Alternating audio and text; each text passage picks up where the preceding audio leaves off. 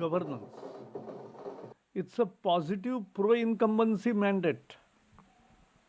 Even after 20 years, because people don't want to return to Katta Sarkar or Jungle Raj, and they have been disseminated. Ours is a positive agenda, development agenda, governance agenda. And on that, Modi ji's government has become popular everywhere because benefits are reaching to the beneficiaries directly in their home, in their bank accounts. And that is why they are so happy. First time they are seeing this. बघा, मुंबईच्या जल्लोषानंतर आता आपण नागपूरकडे वळूया. बघा, नागपूरमध्ये काय चित्र आहे. बिहार निवडणुकीमध्ये एनडीएनं बहुमताचा आकडा पार केल्यानंतर आता देशभरात भाजपच्या कार्यकर्त्यांनी सेलिब्रेशन सुरू केलंय.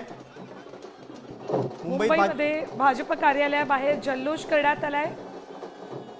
तर नागपूरमध्ये फटाके फोडत ढोल ताशांच्या गजरात आनंद साजरा करण्यात आलाय. बिहारमध्ये एनडीएनं 190हून अधिक जागांवर आघाडी मिळवली आणि भाजप सर्वात मोठा पक्ष म्हणून पुढे आलाय.